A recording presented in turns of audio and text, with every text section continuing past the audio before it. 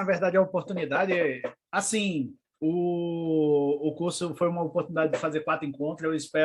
Eu tentei fazer o meu melhor possível nesses 4 encontros, né? Para mim foi uma experiência única, exatamente porque eu nunca tinha preparado um mini curso e tem coisas que realmente a gente fala um pouquinho a mais, um pouquinho menos, dá uma resumida, né? Porque, querendo ou não, o que eu falei aqui foi talvez, né, coisas que poderia ser dado num curso mesmo, né? O Lucas, o meu aluno do mestrado, ele que era do mestrado, né, hoje é aluno do doutorado do programa em associação, com a orientação do professor Diogo, e minha orientação, ele demorou, acho que 1 ano para estudar essas partes. Então, realmente, é uma parte muito densa. Eu agradeço a oportunidade, porque eu sempre tive essa vontade, desde quando eu estava me preparando para o curso de a qualificação oral, né, de falar um pouco sobre esse tema. Esse tema, para mim, pelo menos particularmente para mim,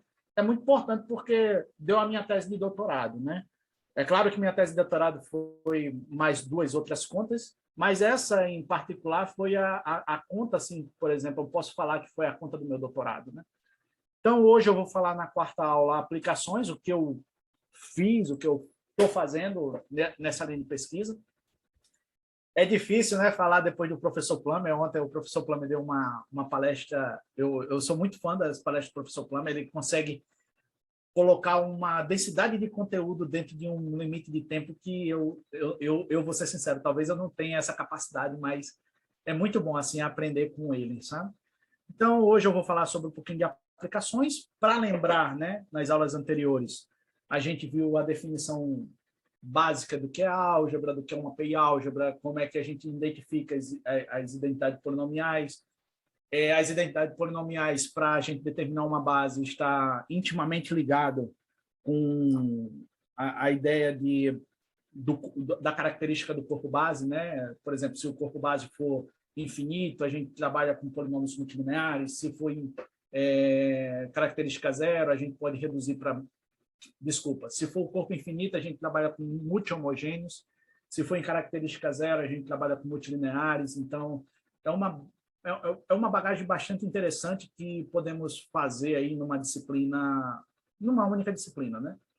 E os outros 2 foi exatamente para caminhar assim para vocês entenderem basicamente o que eu vou falar hoje, né? Que a 2ª aula foi falando sobre a aplicação da teoria de invariantes nos artigos do professor Pucchesi, que ele determinou um resultado muito interessante, um resultado bastante impactante na época, que foi determinar que todas as identidades com traço ela vem da identidade que chama de Keller-Hamilton, todas as identidades com traço para álgebra de matrizes. E a de ontem foi mencionar o teorema de mergulho mesmo, né? Que as álgebras que a gente define como álgebras de Keller-Hamilton de grau N, ela pode ser mergulhada em álgebras de matrizes de grau N. Então, é uma densidade muito grande de conteúdo. Esses resultados foi bastante utilizado na minha qualificação oral. Então, bora fazer assim uma coletânea geral. Como eu falei, desde o primeiro dia, hoje, eu vou fazer tipo uma palestra mesmo. Eu separei esse último encontro para falar com vocês como se fosse uma palestra mesmo, tá? Então, vamos lá. Só recapitulando, álgebras são espaços vetoriais munidos de uma operação bilinear. Exemplos de álgebra é o espaço de matrizes, né? O espaço de matrizes munido com um produto usual de matrizes, ele é um espaço vetorial, que é uma álgebra, né? Que é uma álgebra. Se você pegar um espaço vetorial de dimensão n, esse n aí pode ser infinito, não tem problema. Pegar um novo espaço, onde ele é composto pela soma direta do corpo com esse espaço vetorial. Lembre-se que esse espaço vetorial ele tem uma forma bilinear definido dentro dele. Nesse nosso caso em particular é não degenerado, mas pode ser degenerado também, não tem problema na definição. Então, munido com esse produto aqui, esse espaço vetorial é um exemplo de álgebra também. Tem as álgebras de Jordan. As álgebras de Jordan são álgebras comutativas que satisfazem essa igualdade aqui, né? Aqui A ao quadrado você pode ver como sendo A vezes A. o produto da álgebra, tá? Então, se satisfaz isso, tá ok? É claro que uma álgebra comutativa e associativa ela é de Jordan, mas a associatividade aqui pode não valer. Então, existem álgebras que satisfaz a propriedade comutativa, mas não é associativa. Um caso particular é o BN. Se você pegar o BN, que a gente definiu anteriormente, ele é um exemplo de álgebra de Jordan, tá? E ele não é associativo. Outro exemplo de álgebra de Jordan é você pegar uma álgebra de matrizes e munir desse produto aqui, que a gente chama de produto de Jordan, e é um exemplo de Jordan. Na verdade, é mais geral, se você pegar uma álgebra associativa e munir ele desse produto aqui, ele é uma álgebra de Jordan. O professor Plummer falou alguma coisa parecida ontem, mas só que em vez de mais aqui, ele tirava o mais e botava menos e tirava o 2. E aí ele definia a álgebra de Lie, né? Associada a uma álgebra associativa. Lá é bastante legal a álgebra de Lie, que existe um resultado muito forte que fala que toda a álgebra de Lie ela é subálgebra de uma álgebra de Lie dessa forma, né? Na álgebra de Jordan isso não vale. Existe uma álgebra chamada álgebra excepcional, né? Existem as álgebras especiais que satisfazem essas condições e existem as álgebras excepcionais, né? Um exemplo de álgebra excepcional é a álgebra de Albert. Ele é muito famoso na física, é muito utilizado assim. Quando ele surgiu, os matemáticos e os físicos ficaram eufóricos, porque é um exemplo de uma álgebra que não é especial e aparentemente a única central simples é ela. Central simples no sentido ordinário mesmo, né? Que não existe nenhum ideal a não ser os triviais e o centro é o corpo, né? Então, é uma álgebra importante aqui na teoria de Jordan. E uma álgebra também que eu faço muita menção é álgebras alternativas. As álgebras alternativas são álgebras que satisfazem essa desigualdade aqui. Talvez eu não tenha ficado claro, mas isso aqui é um símbolo de associador. Isso significa o quê? Que você opera A com A e depois multiplica por B, menos, aí você pega o A e multiplica pelo produto de A com B. Tá? Esse é o símbolo de associador, né? Eu não vou escrever porque eu não preparei para dar os detalhes, não. Mas aqui é a mesma coisa. O que é o associador?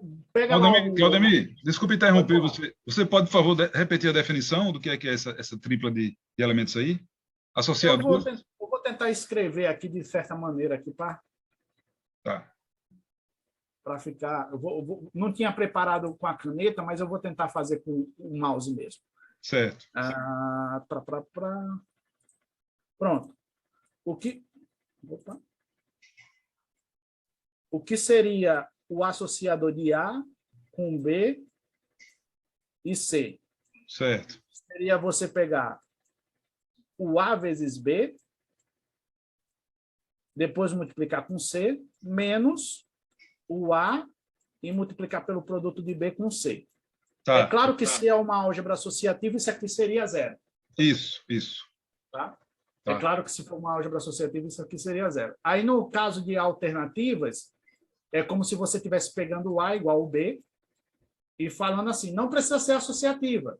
Uma álgebra alternativa é que ela satisfaz A com A, B, esse associador, dando zero. Tá. Com A com C, certo. E com B, né? B com A também dando zero. Certo. Então, uma álgebra alternativa é uma álgebra que satisfaz essas condições aqui. Agora, o que você está escrevendo, a gente não está vendo, não, viu? Está aqui uma outra página, que é o homomorfismo. Desculpa, eu não... Deixa eu interromper aqui o compartilhamento e compartilhar a tela, tá? Certo. Agora, tá vendo? Pronto, isso. Desculpa, Cléber, porque está na minha tela aqui, eu... Certo. Mas bora lá, né? Voltar, né? O associador é esse carinha aqui, né?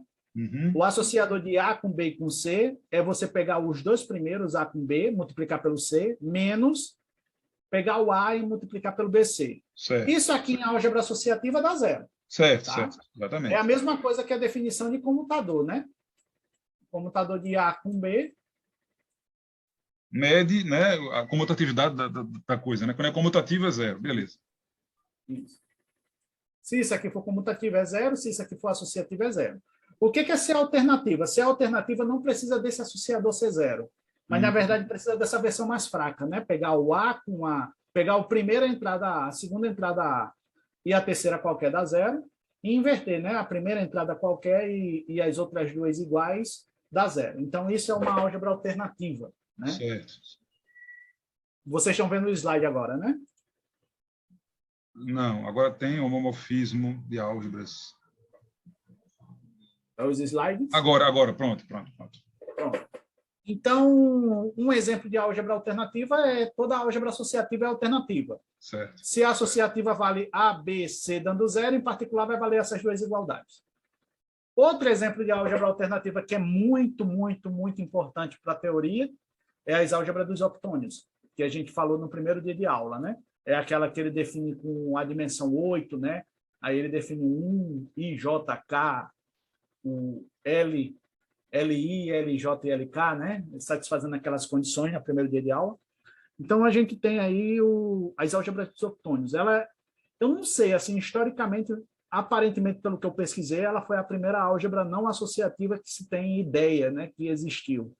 E ela vem sobre o processo de Kelly-Dixon, né? Que você vai duplicando o anterior, né? Você começa com os reais, aí duplica os reais, pega o complexo, duplica o complexo, pega o quaterno, duplica o quaterno, pega os octônios e assim sucessivamente, né? E esse é o processo de Kelly-Dixon.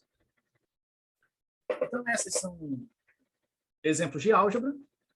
Homomorfismo de álgebra é aquilo que você está pensando mesmo, é uma transformação linear que preserva o produto.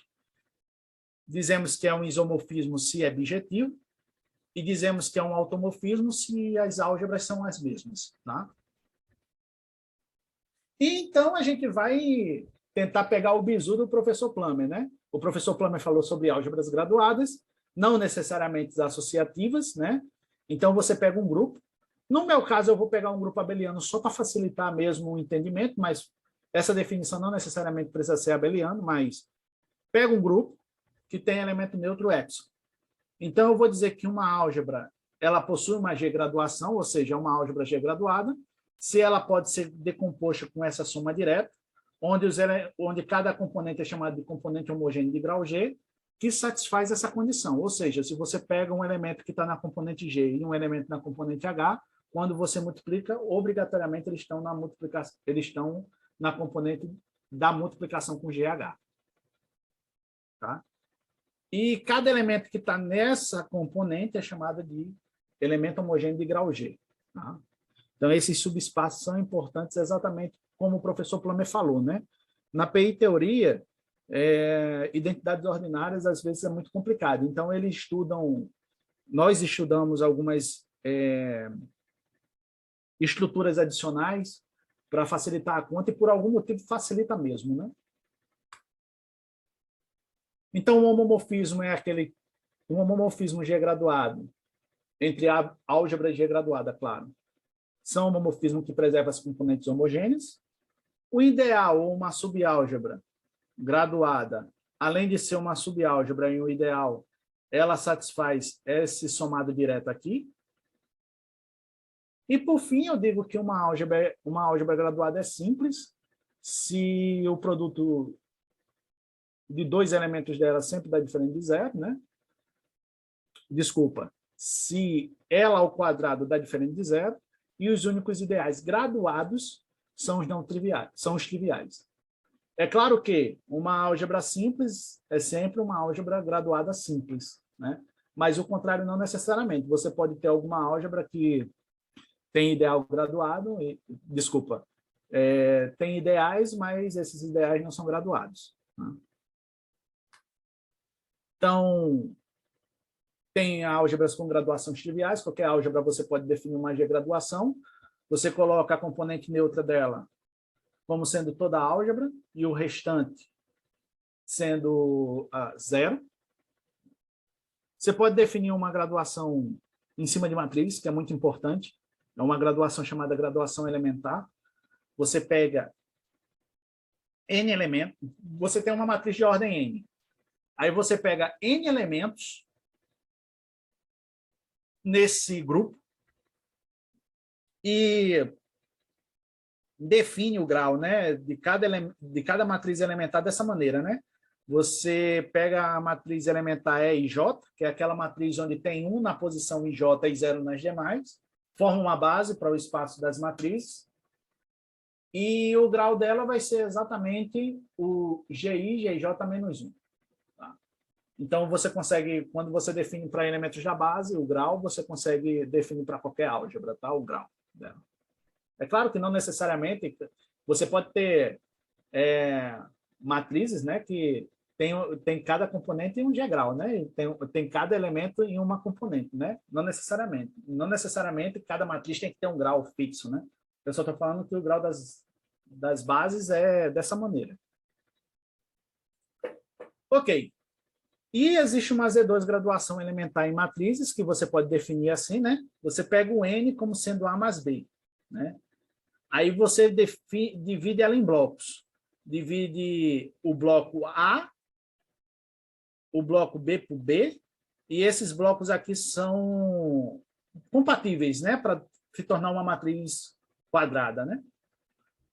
Aí, os elementos que estão nesse bloco da diagonal é a componente 0, e os que estão nesse bloco da diagonal secundária são a componente 1. Né? Isso é uma Z2 graduação, é uma Z2 graduação natural em matrizes. Tem resultados na teoria aí que fala que se o corpo é algebricamente fechado, tem basicamente 3 graduações em álgebra de 3 Z graduações, Z2 graduações em álgebra de matrizes. Uma é essa. Essa aqui pode ser vista como graduação elementar também, onde as primeiras A elementos têm grau 0 e os próximos B elementos têm grau 1, naquela upla, né? Então, ela pode ser vista como graduação elementar também. E como qualquer PI álgebra, né, a gente tem que definir o ambiente livre para a gente estudar identidades. Tá? Então, o nosso ambiente livre aqui vai ser um pouquinho diferente do que eu falei nas aulas, né? As aulas lá, a gente estava trabalhando com ambiente livre graduado, ambiente livre ordinário e o ambiente livre com traço, né? Aí agora eu vou tentar expandir esse ambiente, né? O ambiente que eu estou querendo agora é um ambiente livre G graduado, né? Você pega esse conjunto aqui, GX, XG,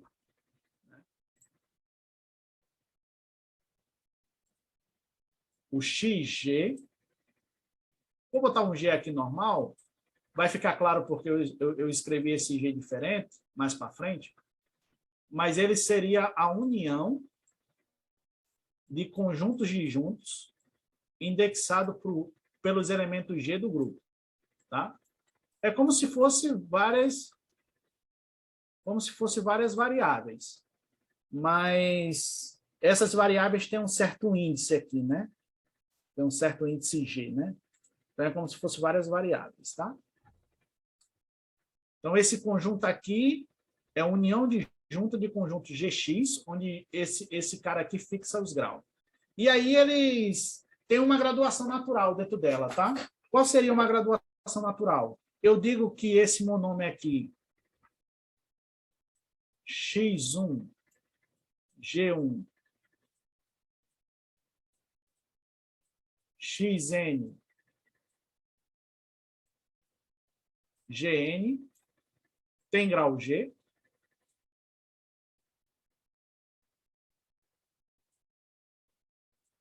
Se eu pegar o produto de todos esses elementos, ele dá grau G.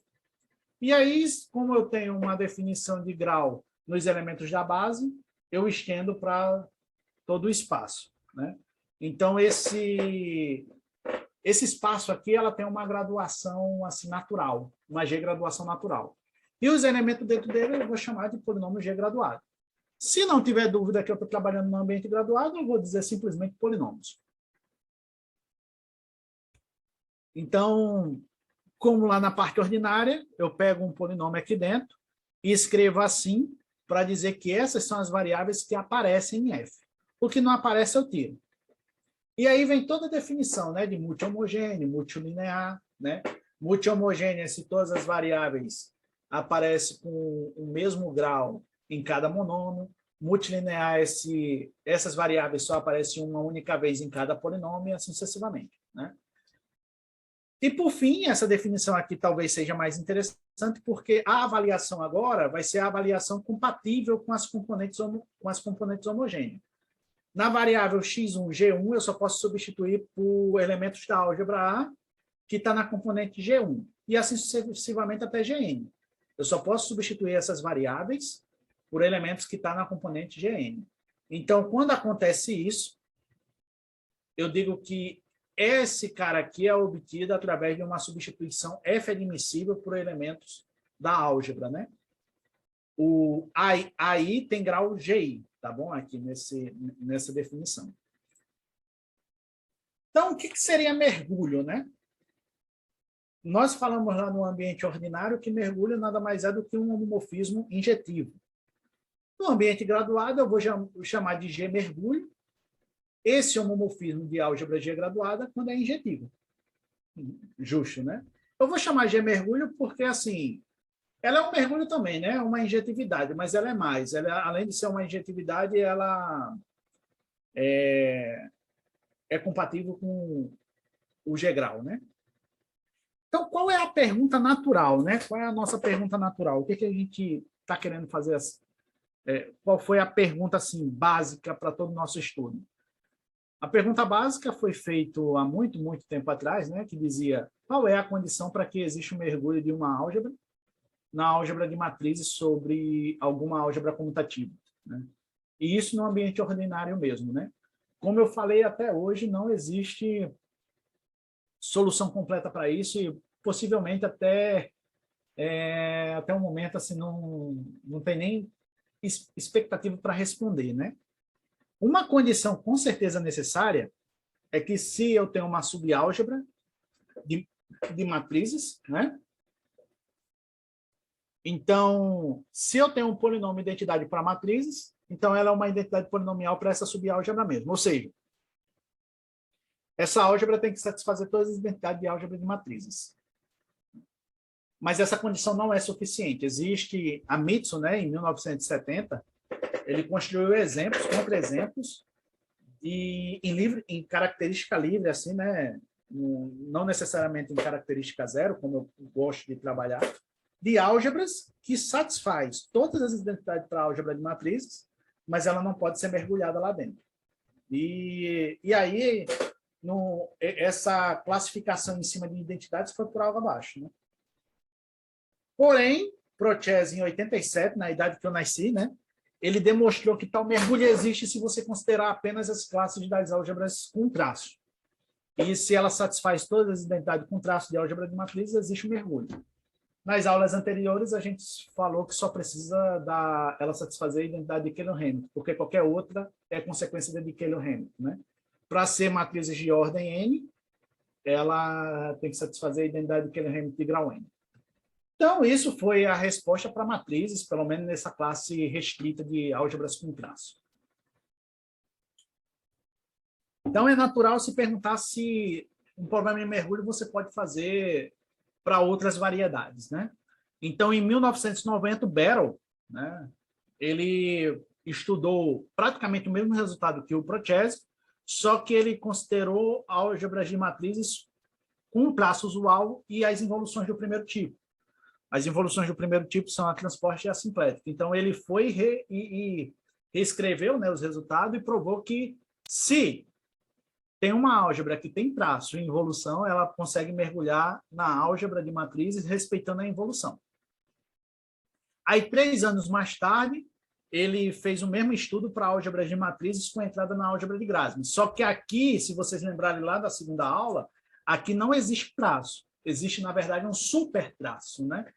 Então, ele provou a versão de supertraço aí para essa álgebras Mn de E.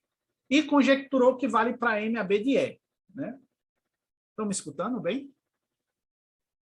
Estamos, Claudemir. Tá, é porque falhou aqui um pouquinho. E esse resultado está em aberto até hoje, tá? Possivelmente tem algumas condições adicionais, porque quando ele considera a álgebra A igual a 1, a álgebra MAB de E com A igual a 1 e B igual a 1 também, ele já deu contra-exemplos de álgebras que satisfaz essas condições e não pode ser mergulhada. Então, provavelmente precisa de alguma condição adicional. E nos resultados de Barrow ele dá uma linha, né, sobre isso. E aí o professor Plummer, né, no meu doutorado, ele sugeriu um problema parecido, só que considerando uma álgebra de Jordan especial, né? Será que conseguimos um resultado parecido para álgebra de Jordan especial?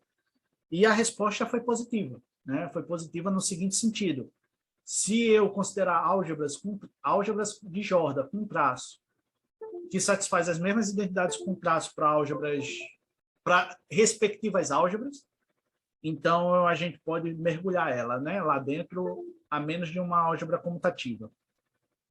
E associativa nesse caso de Jordan, porque nós estamos considerando hipóteses adicionais, né?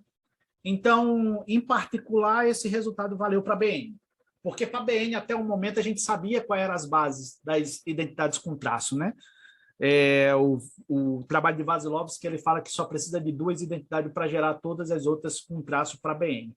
Então, foi bem bacana esses resultados, né? Ele compôs a minha tese de doutorado, então eu fiquei muito feliz quando eu resolvi elas, tá? E uma coisa que se observa naturalmente nesses itens é que a álgebra não necessariamente precisava ser matrizes, mas ela precisava de uma hipótese adicional de ser central simples naquela variedade. Se eu trabalho em álgebra de matrizes, ela tem que ser central simples. E mais, tem que ter dimensão finita, né? Pelo menos para definir o que a gente chama de elementos genéricos, a gente precisava definir, para dar uma boa definição dos elementos, através de dimensão finita. Então, aqui, em álgebras associativas, é bem conhecido que as únicas centrais simples é matrizes. Como ela é central simples, então, se você coloca uma hipótese adicional, ela ainda continua, pelo menos, ser simples, né? Seria bom ela ser simples.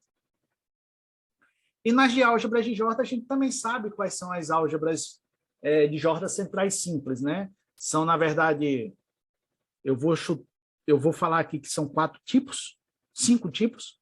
É o BN, de dimensão finita, né? O BN, as álgebras de Jordan das matrizes simétricas, com evolução, né? Com uma certa evolução, e as álgebras de Albert. É porque essas matrizes simétricas ela tem mais exemplos, né? São 3 exemplos em cima dela. Então, as álgebras de Jordan centrais simples são bem conhecidas, né? É isso que eu queria dizer. Então, esses resultados aqui tá em cima dessas hipóteses. Qual é a proposta da minha palestra hoje, né? É mostrar que a gente generalizou esse resultado para as álgebras alternativas centrais simples.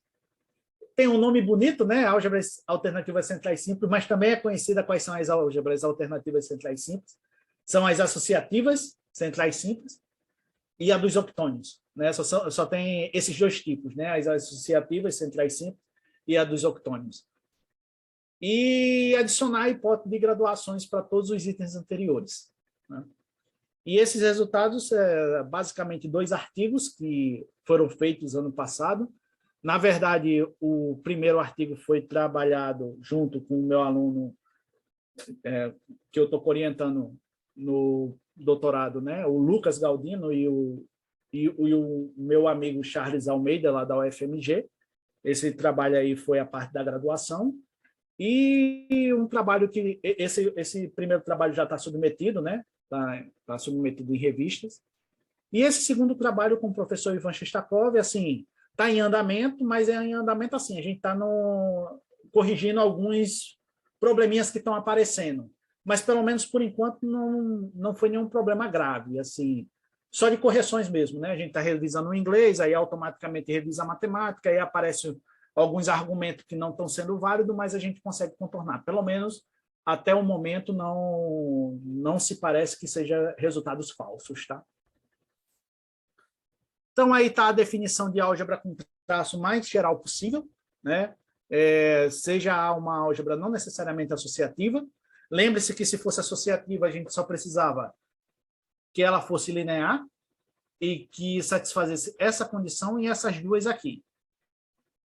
Como não é necessariamente associativa, precisamos que satisfaça essa condição aqui, igual a zero, e que o traço, além de estar no centro comutador, ela também está no centro associador.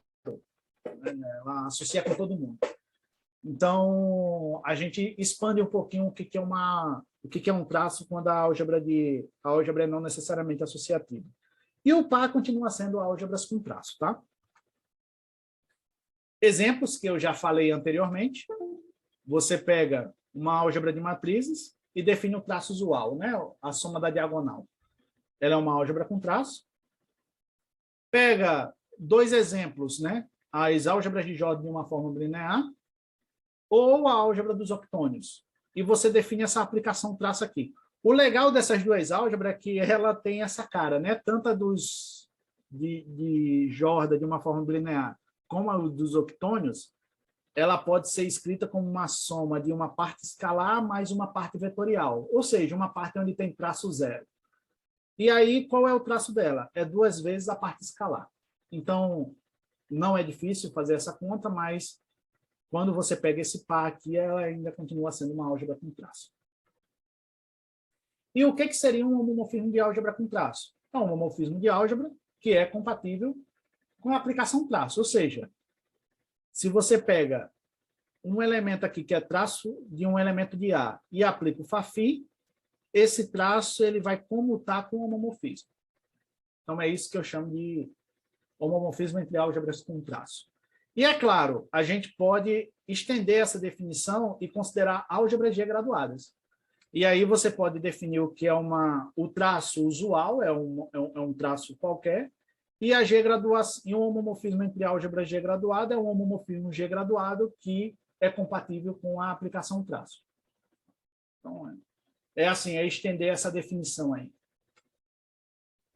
Então, bora tentar estender a definição de polinômio generalizado com a graduação. Aqui eu sempre vou trabalhar com um corpo de característica zero. Você já tem a definição de que é uma álgebra G graduada livre, não necessariamente associativa, você não consegue associar as variáveis, pode ter coisas complicadas aí no meio. O símbolo formal é aquele mesmo símbolo, agora só que para essa álgebra livre, né? Lembra lá da aula 2. Essa álgebra vai ser a álgebra G graduada livre com traço e unidade. E podemos definir a álgebra dos polinômios generalizados G graduado, da mesma maneira, só que os polinômios agora estão na álgebra livre G graduada, né? Sem traço, claro. Aí esses polinômios anteriormente não tinham a graduação, agora tem. Então é basicamente isso, tá? Tendo os cuidados respectivos, né? Ambiente livre, ambiente graduado. E o que seria, né? Você pegar aí uma álgebra G graduada com traço. O que seria uma identidade compatível com essa estrutura, né? É pegar um polinômio lá, um polinômio generalizado, e eu digo que ele é uma identidade com G traço, se você substituir o traço formal pelo traço da álgebra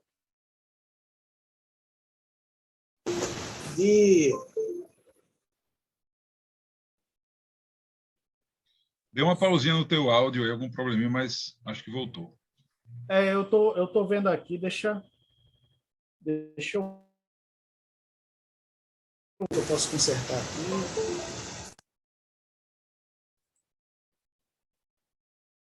Vocês estão me escutando? Sim, agora estamos escutando.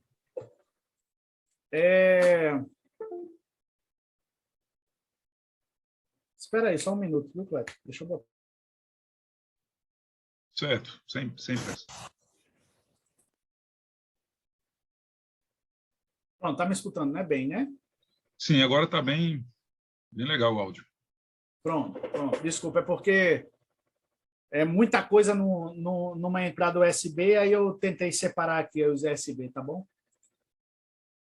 Beleza. Qualquer coisa pode falar, é que eu estou falando aqui, aí eu... Mas tá Tranquilo, bom. qualquer coisa eu aviso aí. Ok, então o que seria, né, uma identidade com G-traço, né? O que seria uma identidade compatível com essa estrutura? É você pegar o traço formal, que vai aparecer aqui nesse polinômio, substituir pelo traço da álgebra e fazer as substituições admissíveis, né? E aí, ela dando zero para qualquer substituição admissível para essa álgebra, então ela é uma identidade com G-traço, né? E um T, eu vou botar assim, um T ideal com G-traço é um ideal G graduado que satisfaz essas condições. Tá? Então, o conjunto de todas as identidades com G-traço satisfaz isso aqui. Então, o que a gente está fazendo? Né? A gente está complicando um pouquinho mais, né? O que o pessoal fez, né? Porque o pessoal só definia o que era a identidade com traço. E agora eu estou definindo o que é uma identidade com traço com uma G-graduação adicional, né? Esse seria um resultado muito parecido, uma generalização do que o Battle fez em 1990. Opa, desculpa, em 1993. Em 1990 também, mas só que ele pega com involução, em vez de ser com graduação. E aqui em 93 ele pega uma Z2 graduação. Tá? Então seria mais ou menos generalizar o que o Battle fez. Todos os resultados anteriores, na verdade. Então, só para lembrar, pega A uma álgebra potencialmente associativa. Pode ser alternativa ou de Jordan ou qualquer uma outra. Eu botei assim só para vocês terem uma ideia que eu não estou falando muita bobagem. Assim, tem ambiente que satisfaz isso. De dimensão N. Então, você não pode pegar muitos vetores. Você tem vetores aqui. Se você pegar N mais 1 vetores, nessas condições eu peguei 1, A ao quadrado e tal, elas são linearmente dependentes. Então, existem escalares que satisfazem essa condição ser igual a zero. Aí você pega uma variável x e define esse polinômio aqui. Né? Esse polinômio é mônico e está em uma variável. E ela satisfaz a condição anterior, que quando você pega esse elemento A, ele substitui e dá zero. Então, pega uma base qualquer de A e pega o elemento genérico que a gente definiu lá na primeira aula, desse espaço vetorial. Esse V vai ser um elemento genérico. Aí, em vez de pegar o anel de polinômios aqui nas variáveis, você pega o corpo de frações e define ele como sendo F. Como sendo P, desculpa. E aí, essas variáveis vão ser comutativa, associativa e algebricamente independentes. E assim, o V está numa extensão natural do espaço A, né? A tensor P.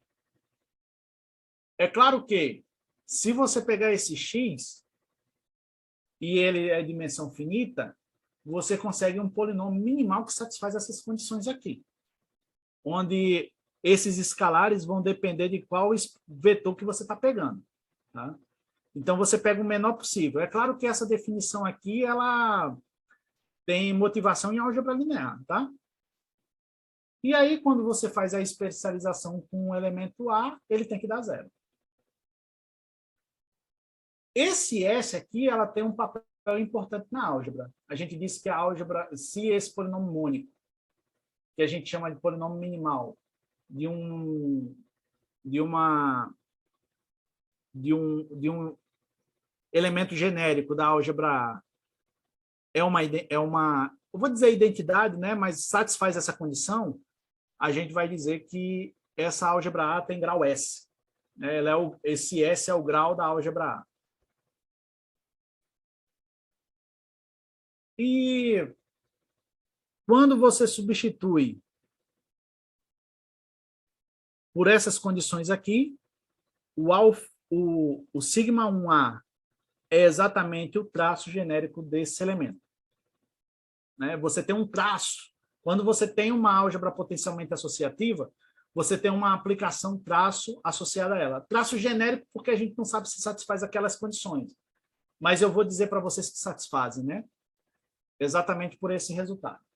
O traço é K-linear, o traço aplicado a 1, se ela for uma álgebra potencialmente associativa com unidade, é igual a S. E qualquer isomorfismo ou anti-isomorfismo aqui, ela é invariante pela aplicação traço genérico. Né?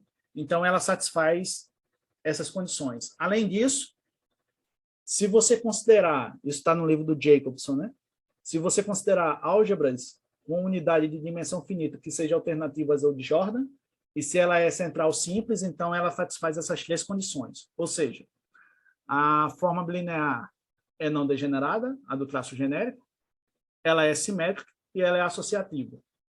Então, ele satisfaz condições interessantes. E por ser central simples, e esse elemento aqui ser central, né?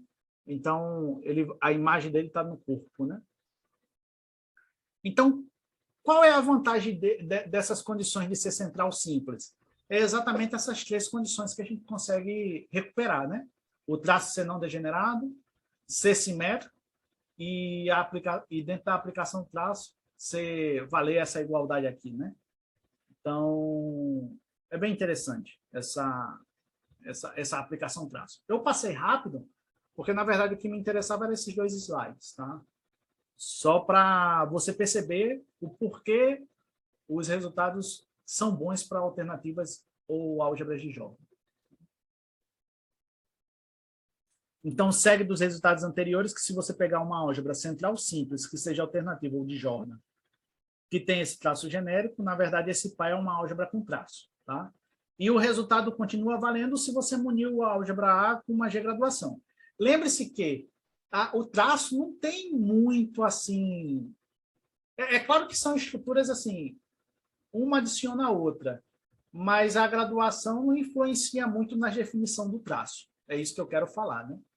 E o traço também não influencia muito na definição da G-graduação, a menos de você querer que ele seja compatível, né, com os homomorfismos de álgebra G-graduada.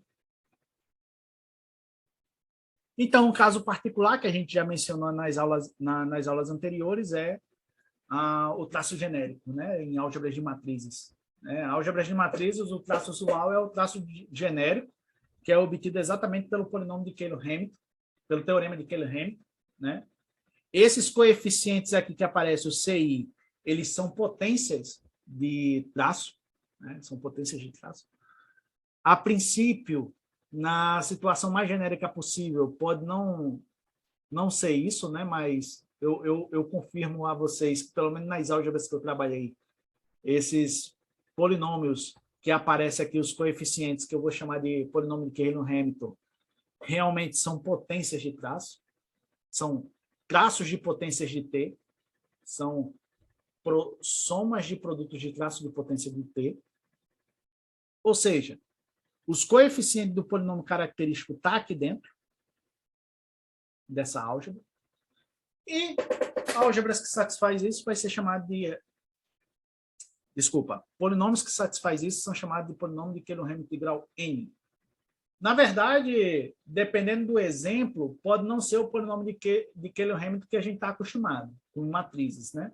Tem exemplos na álgebra de Jordan que o polinômio que é obtido é um chamado polinômio de Pfaffian, eu acho. Assim, sabe? Então, pode não ser o polinômio de Caylor-Hamilton mesmo que a gente está acostumado, mas eu defini como polinômio de Caylor-Hamilton exatamente porque a estrutura lembra muito a estrutura que a gente trabalha lá no teorema de Caylor-Hamilton para álgebra linear, né? Então, para álgebras de matrizes, você tem uma identidade com traço usual, né? Que é a identidade de Caylor-Hamilton. E a gente provou em aulas anteriores que só preciso dele para gerar todo o ideal com identidades com traço. Então, assim, esse resultado foi muito interessante porque ele utilizou teoria de invariantes, né? E, paralelamente, o Rasmussen também utilizou teoria de grupo para resolver o mesmo problema. Então, foi um problema que, por um lado, expandiu o uso de teoria de invariantes para PI álgebra, e, do outro lado, também expandiu o uso de representação de grupo para estudar PI álgebras, né?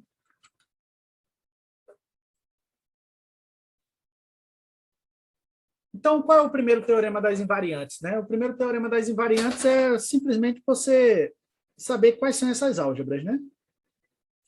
Quais são os geradores para essa álgebra. Esse Gzinho em cima aqui, observa-se que tem vários Gs, né, na minha apresentação, né? Na minha apresentação tem um G mais ou menos casicográfico, que é o grupo. Tem o G, que vem dos polinômios generalizados. E agora tem esse G, que eu não vou saber escrever, mas eu vou fazer assim, que é exatamente você considerar os automorfismos de o grupo dos automorfismos de uma certa álgebra dada. Tá? Por isso que eu tentei diferenciar o máximo possível do G, porque quando a gente estuda a parte ordinária, só aparece o dos polinômios generalizados. Então, a gente está estudando agora o grupo e está estudando agora o grupo dos automorfismos. São estruturas que são necessárias. Então, a gente tentou diferenciar essas notações. Então, bora fazer o seguinte, né? Você pega um polinômio e aí você pode definir multiplicação esquerda e direita dessa maneira, né? A multiplicação à direita, você pega k-uplas, porque esse polinômio tem k entradas. Aí a aplicação df aplicada a essa upla é simplesmente você pegar o elemento que você obteve com a substituição no polinômio f e fazer a multiplicação à direita dele. E a mesma coisa a multiplicação à esquerda, né? Então, é bem usual na teoria a gente definir a subálgebra das álgebras das aplicações de A em K.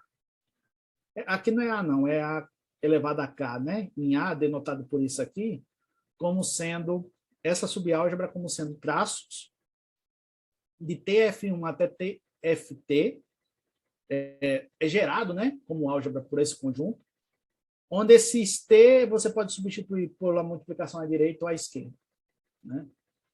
E aí o primeiro teorema fundamental da teoria de invariantes é exatamente descrever os geradores para essas álgebras aqui, né? Essa álgebra da KH, né? Que é invariante pela ação do grupo dos automorfismos, né? Na verdade, é invariante por ação de algum grupo. Eu botei grupo dos automorfismos porque é exatamente o direcionamento que a gente vai dar. Então, em 1969, Artin conjecturou que vale essa igualdade, ou seja, essa subálgebra aqui, ela realmente é igual à teoria, ao grupo a álgebra das invariantes dessa álgebra aqui, né? Se a álgebra for matrizes, né? Em 1969 ele conjecturou isso. Aí 7 anos mais tarde o professor Procesi confirmou esse resultado exatamente no trabalho que a gente apresentou na segunda aula, né? E em 95, Itiukov, ele observando que essa conjectura valia para outras álgebras, né? Além da álgebra de matriz, valia para a álgebra de Jordan em uma fórmula linear e também para os octônios, ele reformulou a conjectura de Artin para igualdade quando a álgebra é simples. Então, foi interessante essa conjectura, porém, no mesmo ano, acho que eles estavam se conversando, né? Eu acho que o artigo do Itiukov saiu e o Popov estava trabalhando com isso. O Popov ele construiu uma álgebra simples que não satisfaz essa igualdade, tá? Essa igualdade é falsa. E foi, né, de certa forma, um bom exemplo.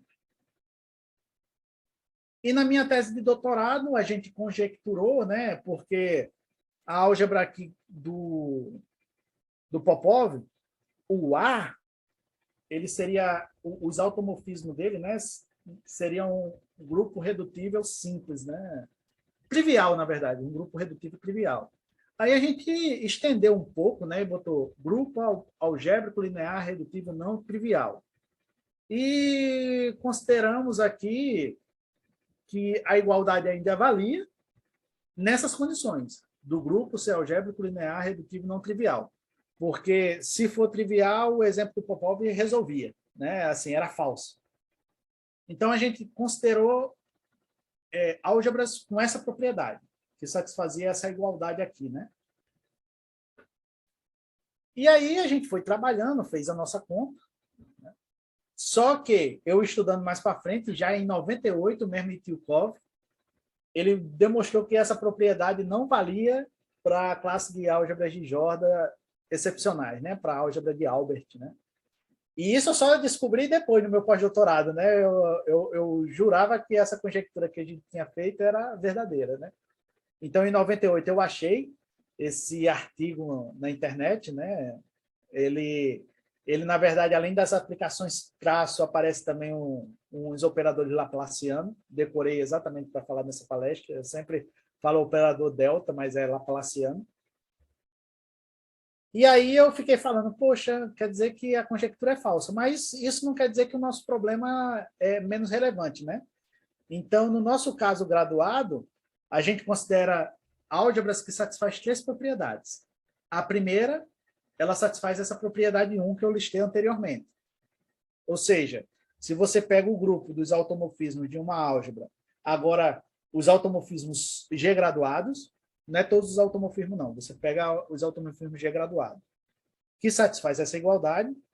2, o traço genérico dela lá, porque é uma álgebra de dimensão finita, é não degenerado, no sentido que você está acostumado mesmo. E 3, o grupo dos automorfismos não. Ó, já me confundi. Isso aqui é grupo dos automorfismos mesmo, tá? É o grupo dos automorfismos.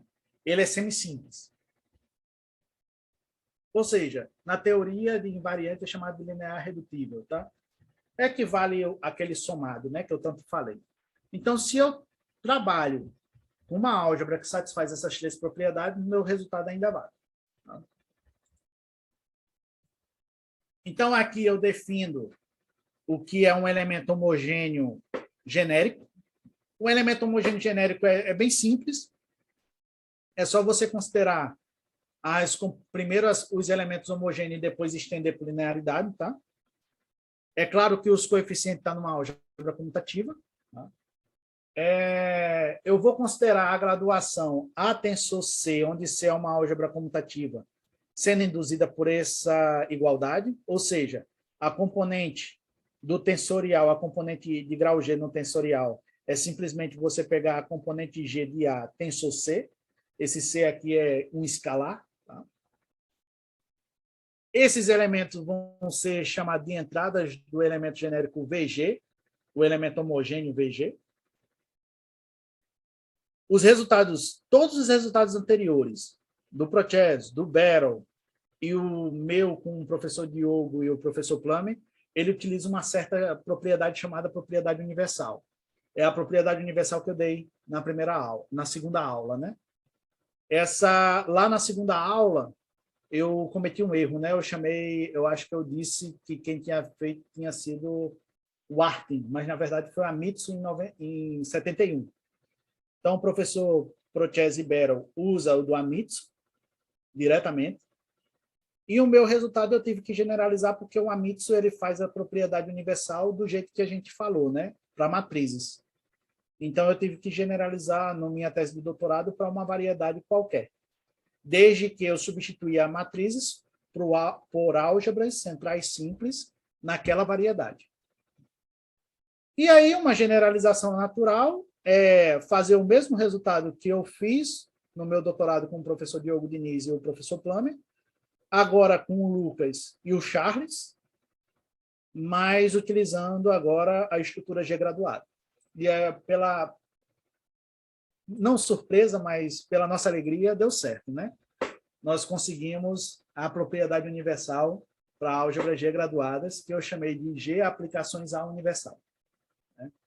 É praticamente a mesma coisa, só que você substitui para ser compatível, né? E, claro, a álgebra A ela tem que ser central simples no sentido ordinário, tá? Não no sentido graduado. Eu tentei fazer pelo sentido graduado, mas teve algumas confusões. Qual é a confusão? Eu não achei uma caracterização boa para os ideais A tensor C, onde C é uma álgebra comutativa, por exemplo. Se eu conseguisse uma caracterização para esses ideais, talvez seria mais vantajoso. Mas a aplicação universal vale do mesmo jeito, substituindo a palavra ordinária por a palavra graduada. E adicionando a álgebra comutativa, a opção de ser associativa também, porque aqui o ambiente é maior. Né? Deixa eu ver se eu... Sim, deixa eu só passar para frente, mas é exatamente porque aqui, para as álgebras centrais simples, no sentido ordinário, a gente tem uma caracterização boa. Se eu tenho uma álgebra qualquer B, e A é central simples, todo ideal do tensorial é dessa forma, onde esse I aqui é um ideal de B. E o legal é que não é tão importante, mas o legal é que ela respeita o reticulado, né? Se você tem inclusões, ela respeita inclusões também. Uma coisa bastante intrigante é que isso vale para em qualquer variedade. Eu coloquei aqui uma referência do livro do professor Jacobs, mas se você substituir aqui pela hipótese de A ser graduado simples, eu já não tenho, assim, eu não achei nas minhas pesquisas a caracterização que ideais são dessa forma, né?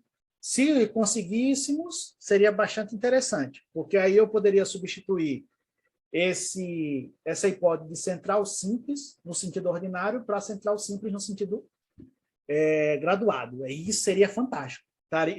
Teria muito mais álgebras aí no meio. Né? É só por isso mesmo que está no sentido ordinário. E uma observação é que é a mesma definição de lá. Né? Se você tem um homomorfismo em álgebras comutativas, você pode estender por tensorial, e é claro que, como a primeira entrada é que está as graduações, esse homomorfismo lá que a gente definiu anteriormente, lá na terceira aula, ela ainda é compatível com a G-graduação nesse homomorfismo aqui.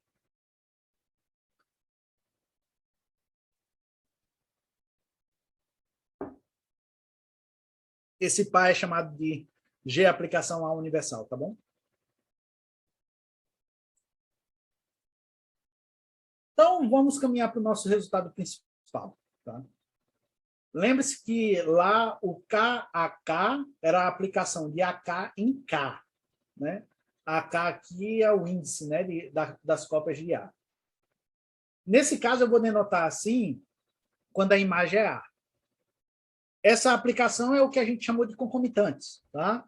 No sentido mais geral, são os equivariantes, mas é a mesma coisa. Se você botar um K aqui, é o que a gente chamou de invariantes. Então, a gente vai definir a ação diagonal, da mesma maneira que a gente definiu anteriormente, e vamos atrás de condições suficientes para que uma álgebra possa ser mergulhada em A tensor F. Né? É claro que essa álgebra ela tem que estar na mesma variedade da álgebra A, e a gente está considerando A naquelas condições. Né? A álgebra A é central simples, com traço no sentido ordinário, de dimensão finita, numa variedade das álgebras G graduadas que satisfaz a propriedade 1 até a 3. Se R é uma álgebra G graduada com traço, que satisfaz todas as identidades G com G traço de A, então R pode ser mergulhada em um A tensor S, onde S é uma álgebra comutativa. E esse mergulho aqui é um mergulho compatível com a G graduação. Né? Então, esse resultado é em característica zero, exatamente porque utiliza a teoria de grupos semissimples.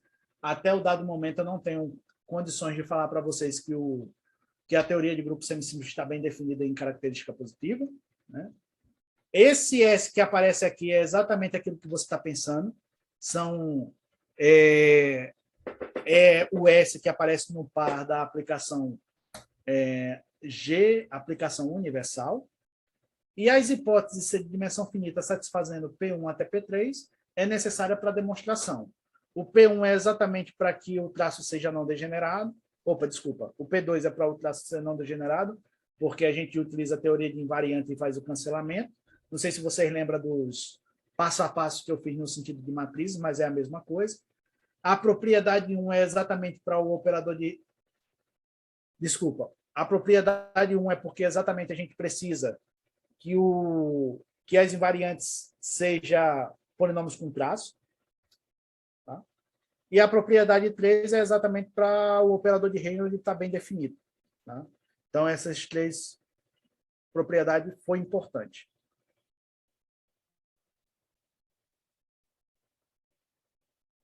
E a gente pode fazer a seguinte pergunta: aquela parte de formalmente suave que o professor Procesi fez lá para matrizes pode ser estendido para esse ambiente?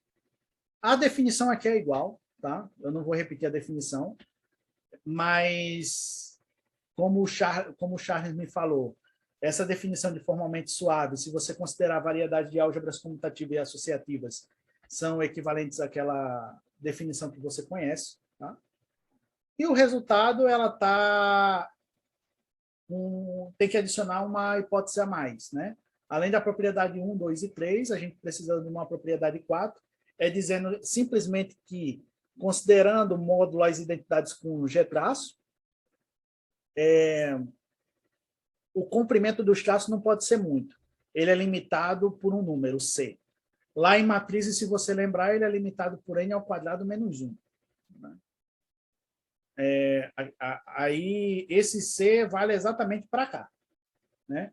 Porque esse resultado aqui é compatível com um lema que foi importante para o Procesi provar o resultado dele, e para o nosso caso também é importante. Exatamente essa limitação, né? Então, é interessante porque a gente estende um pouco mais a variedade, mas a álgebra comutativa, que vem da aplicação G-universal, ela ainda continua sendo uma espécie de DNA dessa álgebra, né? A álgebra R é formalmente suave, essa R sendo G graduada com traço, satisfazendo P1 até P4 agora. Ela é formalmente suave se aquele SR que vem dessa aplicação é formalmente suave como álgebra comutativa. E aí é o resultado mais geral possível. Claudemir, quais são as álgebras concretas que satisfazem essas suas hipóteses?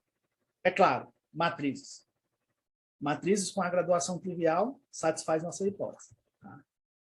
Outras álgebras, Claudemir. As especiais de Jordan, centrais simples com graduação trivial.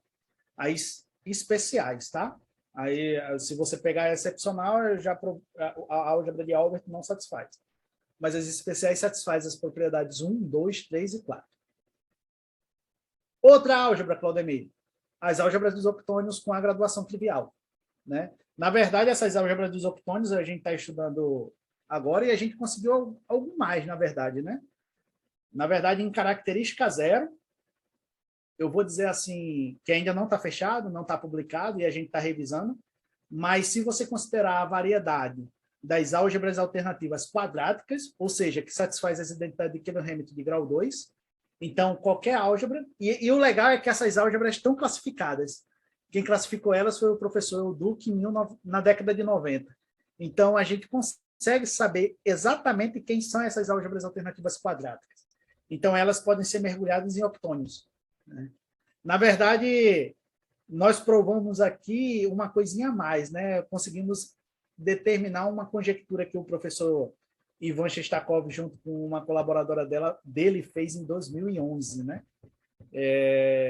Eles conjecturaram que o T ideal com traço para as álgebras dos octônios era gerado apenas pela identidade quadrática, a identidade de Keller-Hamilton de grau 2.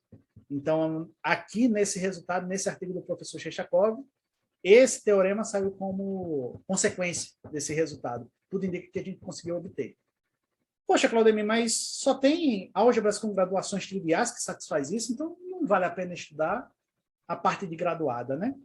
Aí, no resultado que eu fiz junto com o Charles e com o Lucas, para pegar uma álgebra não trivial que satisfaz as condições, com graduação não trivial, é exatamente aquela álgebra MAB de K, né?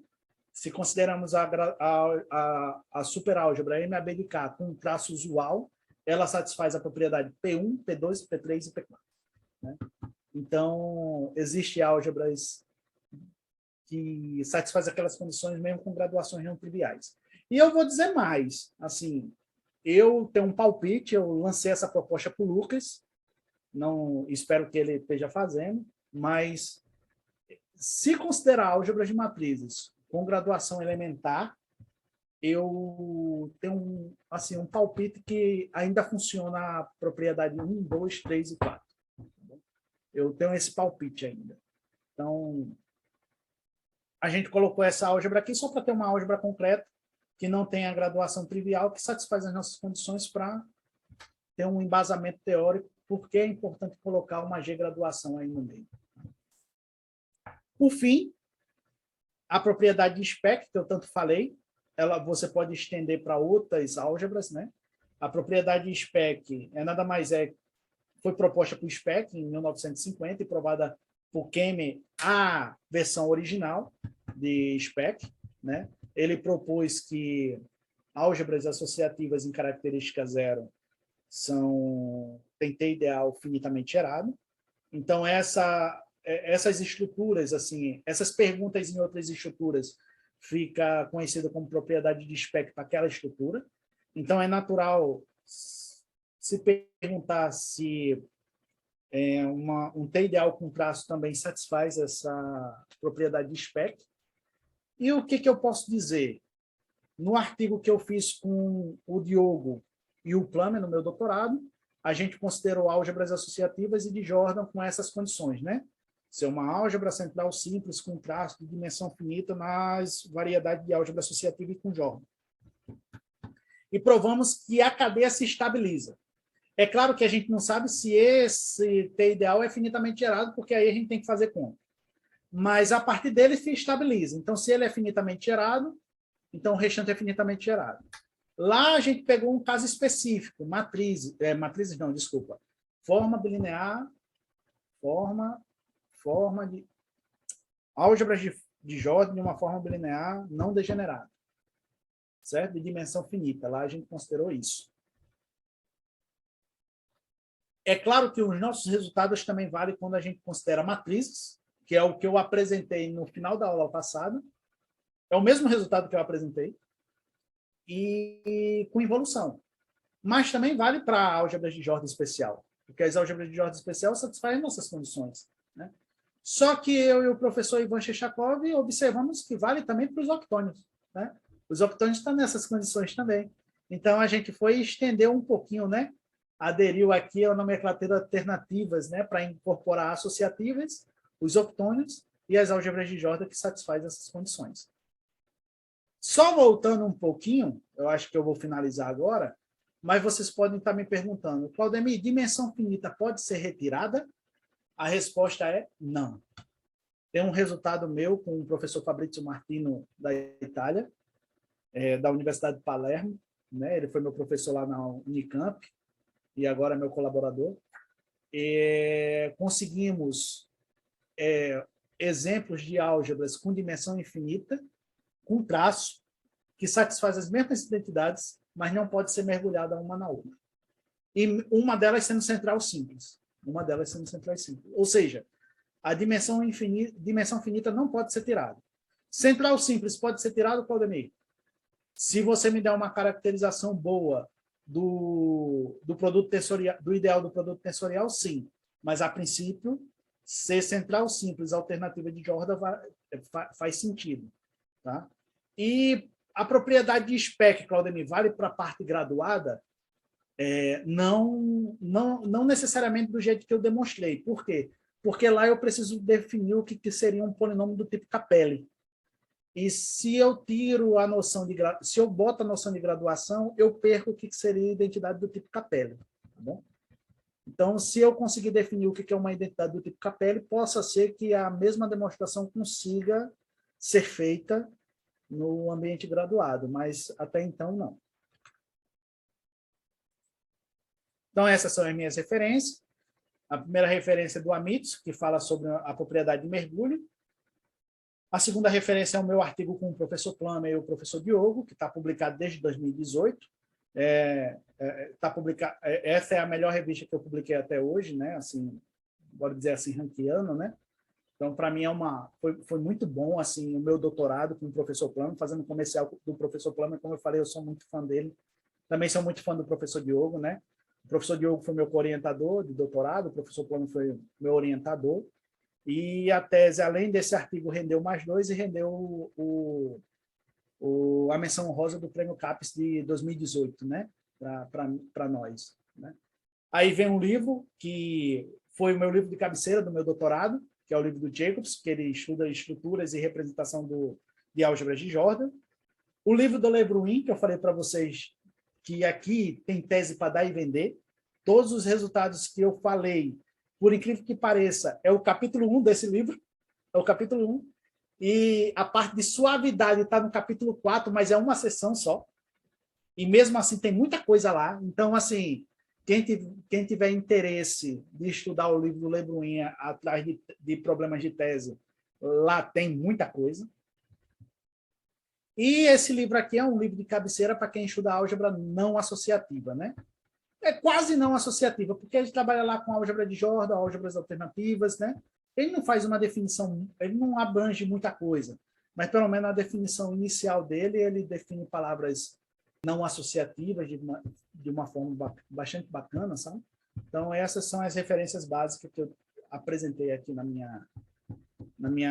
minhas 4 aulas, né?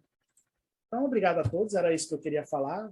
Eu queria realmente terminar cedo, 1 hora de apresentação mais ou menos, exatamente para não ficar cansativa, e ver se vocês têm alguma pergunta, né? Então, fica à vontade. Eu agradeço a oportunidade novamente, agradeço ao pessoal, né, do Verão, a comissão organizadora pelo convite, para mim foi muito bom.